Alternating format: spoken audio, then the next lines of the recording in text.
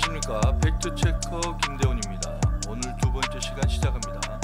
팩트체커는 지역 내 핫 이슈들을 취재해서 재구성을 통해 알려지지 않았던 좀 더 자세한 사실들을 알기 쉽게 전달하는 유튜브 방송입니다. 많은 관심과 구독 부탁드리겠습니다. 오늘 이야기는요, 김종식 목포시장의 배우자가 6.1 지방선거를 도와달라며 홍모 여인이라는 사람에게 금품을 제공해 공직선거법 위반 혐의로 검찰에 피소된 사건에 대한 이야기입니다. 그런데요, 이 사건의 흥미로운 부분은 반전입니다. 그리고 황당한 사실들이 폭로되기도 합니다. 사건의 전말은 이렇습니다. 홍모라는 여인이 지난 2021년 11월 21일과 23일 두 차례에 걸쳐 당시 목포시장이었던 김종식 시장의 배우자에게 선거를 도와달라는 조건으로 현금 100만 원과 90만 원 상당의 새우 15박스를 제공받고 이를 받자마자 선관위에 제보를 하게 되면서 시작됩니다. 이때 전남 선관위는 언론사의 모 기초단체장의 배우자 등 3명을 공직선거법으로 검찰에 고발했다. 제보자인 홍모 여인에게는 포상금 1,300만 원 지급을 결정했다. 라고 보도자료를 각 언론사에 발송합니다. 이런 내용이 언론을 통해 보도되자 곧바로 그 당사자가 김종식 목포시장의 배우자라는 사실이 목포 지역사회에 급속도로 퍼지게 됩니다. 한편 제보자의 홍모 여인은 포상금 1,300만 원을 지급받게 되는데요. 당시 제가 선관위를 취재했던 결과 포상금 1,300만 원은 전체 포상금의 일부였습니다. 이후 추가 포상금까지 지급될 예정에 있었습니다. 그런데요, 추가 포상금은 중단됐습니다. 그 이유는 금품을 제공받았다며 공직선거법 위반 혐의로 신고하고 포상금까지 받았던 홍모 여인이 경찰 조사 결과 오히려 피의자로 전환됐기 때문입니다. 여러 명의 피의자들과 공모해 출마가 예정된 김종식 목포시장의 당선을 무효로 되게 할 목적으로 그 배우자에게 접근해 고의적으로 금품을 요구했다는 겁니다. 그 죄명은 기부행위 요구에 대한 공직선거법 위반입니다. 이 사건은 박홍렬 목포시장의 배우자와 김모 씨라는 남성 그리고 홍모 여인 등이 공모해 기부행위를 유도했다는 혐의로 고발돼 목포경찰서에서 수사가 시작됐습니다. 여기서 김모 씨는 박홍렬 시장의 고등학교 후배이면서 김종식 전 시장 등을 공직선거법 위반 혐의로 무려 20차례나 고발한 사람이라고 합니다. 아무튼 경찰 조사 결과 홍모인과 김모 씨는 지난달 26일 기소 의견으로 검찰에 송치가 됐습니다.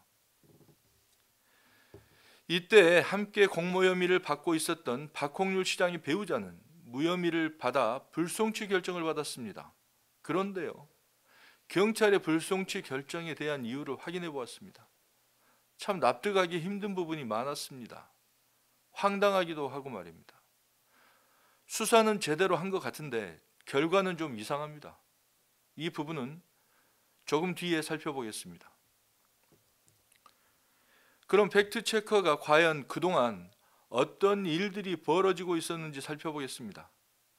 그리고 지금부터는 김종식 시장의 배우자와 박홍률 시장의 배우자에 대해 거론되는 횟수가 많기 때문에 좀 더 간편하게 김 시장의 배우자, 박 시장의 배우자로 호칭을 줄이겠습니다. 자, 그럼 여러분들에게 전해드리는 내용은 고발인 측 변호사와 이의신청 의견, 불송치 이유서를 등을 기반으로 취재에 정리했다는 점 먼저 알려드리겠습니다. 먼저 문제의 홍모 여인은 평범한 가정주부로 새마을 부녀의 회원이었습니다. 봉사단체죠. 그런데 여기서부터 이상합니다. 우연인지 모르겠지만 박 시장 배우자의 측근으로 불려지고 있던 목포 새마을 부녀회장 S모 씨가 홍모 여인이 금품을 요구했던 시기에 똑같이 김 시장의 배우자에게 접근해 식사 대금으로 금품을 요구하다 S모 씨는 고발을 당하게 됩니다. S모 씨는 지금 목포 경찰에서 조사를 받고 있는 중이라고 합니다. 이 부분은 오늘의 팩트와 직접 관련이 없기 때문에 판단은 여러분에게 맡기겠습니다. 자, 그럼 다시 사건으로 돌아와서 홍모 여인은 2021년 5월 26일 한 요양보호센터 교육원에서 김 시장의 배우자를 처음 만나 자신은 장사를 하는데 관리 고객만 200명이 넘는다며 선거표를 암시하는 말을 하면서 접근을 하게 됩니다. 이때 그녀는 김 시장의 배우자에게 친근감을 드러내며 김종식 시장은 일을 잘한다 라며 듣기 좋은 말들을 늘어놓습니다. 반면에 다음 선거에서 강력한 경쟁자였던 당시 박홍률 전 시장에 대해서는 비난과 비방을 해대며 김 시장의 배우자와 가까워지기 위해 갖은 노력을 다합니다. 또 거짓으로 사람들을 급조해 커피숍에 모이게 하고 선거운동을 잘하는 사람들이다라고 김 시장 배우자에게 소개까지 합니다. 이런 모든 정황으로 봤을 때 김 시장의 배우자는 다음 선거에 큰 도움을 줄 수 있는 중요한 사람을 만났다고 생각했을 것 같습니다. 이렇게 해서 두 사람 간의 친분이 쌓이자 홍모 여인은 드디어 본색을 드러내게 됩니다. 그녀는 자신이 관리하는 사람들을 김 시장 편으로 만들려면 커피값과 밥값 등 돈이 많이 들어간다. 또 선거 운동하는 사람들에게 돈을 줘야 열심히 한다. 라고 온갖 거짓말을 늘어놓으며 금품을 요구합니다. 결국 홍모 여인이 자기 편이라고 판단이 생겼던 김 시장 배우자는 지인을 통해 2021년 11월 21일 홍모 여인이 요구한 현금 100만 원을 전달합니다. 또 이틀 후인 23일 새우 15박스를 홍모 여인이 사는 아파트 주차장에서 전달하게 됩니다. 이때 주차장에는 홍모 여인과 공모를 한 김모 씨가 김 시장 배우자 지인이 새우 박스를 전달하는 장면을 촬영하기 위해 카니발 차량을 타고 등장합니다. 당시 현장에는 카니발 K5 말리부 차량이 동원됩니다. 이때 피해자 홍모 여인과 김 씨와 함께 검찰에 송치된 또 다른 3명도 새우 박스 전달 현장에 등장합니다. 고소인 법률 대리인 측에 따르면 이때 차량을 몰고 동원돼 범행을 방조한 혐의로 검찰에 송치된 피의자 A씨는 박 시장 배우자의 측근으로 불려졌으며 전 목포시 만호동 새마을 부녀 회장직을 맡았던 사람입니다. 함께 K5 차량에 탑승했던 피의자 B씨와는 모녀 관계로 홍모 여인과는 직접적인 관계가 없는 사람들입니다. 또 말리부 차량을 타고 있었던 나머지 한 명의 피의자 C씨는 박홍률 시장의 목포 전 제목 진도군 여성 향후회장으로 이 사람 역시 박 시장과 박 시장 배우자와 모두 가까운 사이로 이 사람 또한 홍모 여인과는 직접 관계가 없었습니다. 또 새우박스를 전달하는 장면을 촬영한 김모 씨 또한 홍모 여인과 같이 이들 3명의 피의자들과는 관계가 없다고 합니다. 자, 그럼 이들 3명을 동원했던 사람은 과연 누구일까요? 고소인 법률 대리인 측은 동원한 사람이 바로 박 시장의 배우자로 보여진다고 주장합니다. 여러분의 생각은 어떠신지 궁금합니다. 홍모 여인은 23일 새우 15박스를 전달받고 이틀 후인 25일 전남 선관위에 김 시장 배우자 등 3명을 공직선거법 위반 혐의로 제보를 합니다. 선거를 도와주겠다고 했던 사람이 불과 6개월 만에 자기가 금품을 요구하고 그 금품이 전달되자 이를 선관위에 고발을 한 것이죠. 홍모 여인은 이때 선관위에 금품을 전달받는 장면을 촬영했던 사진과 김 시장 배우자와 처음 만났을 때부터 나눴던 대화 내용과 전화 통화를 녹취해 USB에 담아 제출했다고 합니다. 그런데요, 홍모 여인은 경찰 조사에서 선관위에 제보할 당시 증거물로 제출한 USB는 본인이 직접 준비해 제출했다고 진술을 했다고 합니다. 그런데 피의자 홍모 여인은 USB를 복사하는 방법을 알지 못하는데 말입니다. 아무튼 홍모 여인이 과연 포상금만을 노리고 이렇게 치밀하게 6개월여 동안 준비했다는 점은 많은 의혹이 생기는 대목입니다.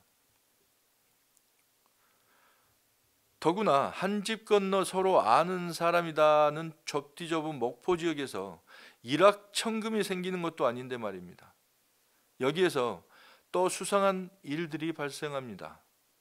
홍모 여인은 선관위에 제보를 한 이후 휴대폰과 전화번호를 곧바로 바꿉니다. 또 아이러니하게도 같은 시기에 박 시장 배우자와 김모 씨도 사용하던 휴대폰을 바꾸게 됩니다. 고소인 법률 대리인 측에서는 이를 두고 이들이 당선 유도죄로 되려 고발당하자 그 어떤 위기감을 느끼고 휴대폰을 바꾼 게 아니냐고 지적합니다. 또 비슷한 시기에 휴대폰을 바꾼다는 것은 범행을 공모한 후 지시와 보고 등을 했던 문자 메시지와 카톡 등의 증거를 인멸할 의도로 이루어진 것으로 보인다고 주장하기도 합니다. 특히 홍모 여인은 경찰 조사에서도 휴대폰을 바꾼 이유에 대해서 엇갈린 진술을 했다고 합니다. 그런데요, 휴대폰을 바꿀 수밖에 없는 이유가 있었던 것 같습니다. 피의자 홍모 여인과 박 시장 배우자의 통화 내역을 보면 작년 5월 7일부터 시작됩니다. 이 시점은 홍모 여인과 김 시장 배우자가 처음 만났던 날부터 19일 전입니다. 또 홍모 여인이 박홍률 시장의 학교 후배 김모 씨와 통화를 최초 시작했던 날은 작년 11월 3일입니다. 홍모 여인이 김 시장 배우자를 두 번째 만났던 날이기도 합니다. 홍모 여인이 박 시장 배우자와 통화를 했던 시점부터 이 세 사람은 상당히 많은 통화 내역이 확인됩니다. 피의자 홍모 여인과 박 시장 배우자와 통화 내역을 보면 총 360회에 달합니다. 또 피의자 홍모 여인과 피의자 김모 씨는 318회, 박 시장 배우자와 김모 씨와의 통화 내역은 561회 통화를 했던 것으로 전해졌습니다. 그런데요, 이상한 점은 선거를 도와주겠다고 만난 김 시장 배우자와의 통화 내역은 단 24회에 불과했다는 점입니다. 경찰 조사에서 서로 잘 모른다고 진술했던 이 세 사람은 이렇게 많은 전화 통화를 하면서 과연 무슨 말들이 오갔을까요? 여러분은 앞으로 밝혀지는 내용들을 들으시면서 천천히 판단해 보시길 바랍니다. 자, 그럼 지금부터 좀 더 자세히 알아보겠습니다. 홍모 여인과 박 시장 배우자와의 주목되는 통화 내역이 있습니다. 홍모 여인은 김 시장 배우자를 처음 만났던 날 박 시장 배우자와 12차례 통화를 합니다. 또 홍모 여인이 김 시장 배우자를 현혹하기 위해 커피숍에 거짓으로 급조한 선거 운동원들을 소개했던 작년 11월 3일에는 박 시장 배우자와 11차례 통화를 합니다. 또 이날 첫 통화를 시작했던 김모 씨와도 10차례나 통화를 하게 됩니다. 아마도 이날 김모 씨는 홍모 여인을 이 사건에서 도와주는 역할을 지시받았던 때인 것 같습니다. 또 이어 홍모 여인은 김 시장 배우자 지인으로부터 100만 원을 전달받은 날에도 박 시장 배우자와 7차례 통화를 하고 이틀 후인 새우박스를 받은 날에는 박 시장 배우자와 10차례, 김모 씨와는 21차례를 통화를 하게 됩니다. 그리고 이 11월 25일 홍모 여인이 선관위에 제보한 날에는 박 시장 배우자와 3차례, 김모 씨와 1차례 통화를 하게 됩니다. 여기서 또 특이한 점이 있습니다. 이날 박 시장 배우자가 다들 잠이 들어있을 새벽 0시 4분경에 홍모 여인에게 문자를 보내고 이어 홍모 여인이 1분 후에 전화를 걸어 3분 30초 동안 통화를 했다고 합니다. 글쎄요, 새벽에 전화 통화를 할 정도 되면 상당히 친밀한 관계로 보여지는 대목이기도 합니다만, 또 홍모 여인이 선관위에 제보하고 2차 조사를 받은 날에는 박 시장 배우자와 한 차례, 김모 씨와는 5차례 통화를 합니다. 홍모 여인은 2021년 11월 28일 김종식 시장이 대양산단 축구센터에서 한 업적 홍보 발언을 녹음을 합니다. 이것도 선관위에 제보하기 위해서였습니다. 역시 이날에도 박 시장 배우자와 4회, 김모 씨와 15회 등을 통화를 합니다. 그 외에도 홍모 여인이 김 시장 배우자와 만난 날에는 박 시장 배우자와 통화가 자주 있었다고 합니다. 피의자 홍모 여인은 이렇게 박 시장 배우자 김모 씨와의 많은 통화를 했으면서도 경찰 조사에서는 박 시장의 배우자가 누구인 줄도 몰랐고 통화 내용에 대해서도 전혀 모른다는 진술로 일관했다고 합니다. 피의자 홍모 여인은 김모 씨가 새우박스를 전달받았던 자신의 아파트 주차장 한 공간에 있었고 상당히 많은 전화 통화를 서로 했음에도 불구하고 이 또한 전혀 모르는 사람이라고 진술했다고 합니다. 그런데요, 김모 씨를 모른다고 부인했던 홍모 여인의 휴대폰에는요, 김모 씨의 전화번호로 동현 오빠라고 저장돼 있었다는 겁니다. 더욱 기가 막힌 것은 김모 씨는 모르는데 동현 오빠는 10년 전부터 알고 지내는 사이라고 진술했다는 겁니다. 전화번호는 김모 씨의 전화번호인데 말입니다. 아마도 서로의 공모를 부정하기 위해 이런 거짓 진술을 했던 것 같습니다. 그런데요, 이들이 서로의 공모를 부인했지만 여기에서 믿기 힘든 또 다른 황당한 사실이 밝혀집니다. 지난 11월 8일 고소인 법률대리인 이상열 변호사는 각 언론사의 보도자료를 통해 피의자 홍모 여인과 박홍률 배우자 김모 씨 이 세 사람이 2021년 작년입니다. 12월 11일 새벽 5시에 목포에서 한 차를 타고 출발해 경주시 소재 무령왕릉 앞에까지 가서 선관위에 제보했던 공직선거법 위반 건이 잘 처리될 수 있도록 해달라는 구판을 벌였던 사실이 수사기관 조사에서 밝혀졌다고 폭로했습니다. 그러니까 피의자 홍모 여인이 선관위에 제보를 하고 15일이 지난 후 이 세 사람은 김종식 시장이 공직선거법 위반으로 당선 무효를 받을 수 있게 구판까지 벌려가며 빌었다는 겁니다. 그러고도 이 세 사람은 서로 모른다는 겁니다. 참으로 믿기 힘든 부분입니다. 그리고요, 박홍률 시장은 독실한 기독교인으로 알려져 있어 참 아이러니한 사건이기도 합니다. 또 수천만 원이 들어가는 구판 비용은 과연 누가 부담했는지 참으로 궁금한 부분이기도 합니다. 마지막으로 앞서 거론했던 박 시장 배우자의 불송치 결정에 대해 알아보겠습니다.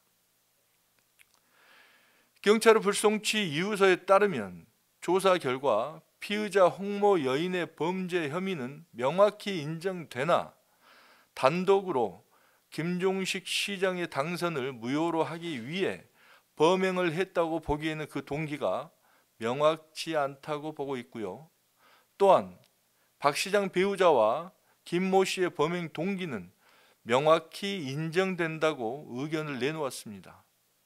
따라서 박 시장 배우자와 김모 씨가 홍모 여인을 통해 범행을 실행하는 등 피의자들이 공모의 당선 무효가 되게 할 목적으로 김 시장 배우자를 유도 도발해서 기부행위를 하게 한 것이 일반적인 경험 법칙에 부합하고 이건 경험에 비춰볼 때 맞다는 얘기입니다. 또 그렇게 판단된다라고 범행 관련성과 당연성을 인정합니다. 그런데요, 경찰은 박 시장 배우자에 대해 납득하기 힘든 무혐의 불송치 결정을 해버립니다. 그 이유는요, 박 시장 배우자가 범죄와 관련성을 부인하고 있고 사건 범행을 다른 피의자들과 공모했다고 볼만한 증언이나 증거를 확보하지 못했고, 그래서 피의자 박홍률 배우자는 증거가 충분치 않아 혐의가 없다는 것입니다. 그러니까 결론은 범행에 가담했을 충분한 의심과 이유는 있다고 판단되는데 직접적인 증거가 없다는 것입니다. 자, 그럼 대법원 판례를 한번 들여다보겠습니다.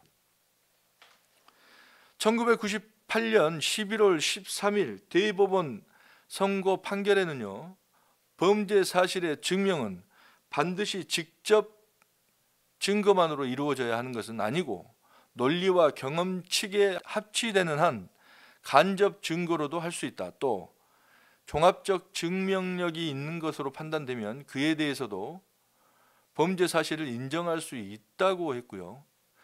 1999년 또 2002년, 2005년 대법원 판결에서도 공직선거 및 선거 부정 방지법 위반에서 2인 이상이 공모에 공동 가공하는 공범 관계의 경우 공모는 공범 상호 간에 직접 또는 간접적으로 범죄의 공동 실행에 관한 암묵적인 의사 연락이 있으면 족하고, 이에 대한 직접 증거가 없더라도 정황 사실과 경험 법칙에 의하여 이를 인정할 수 있다고 판시되어 있습니다.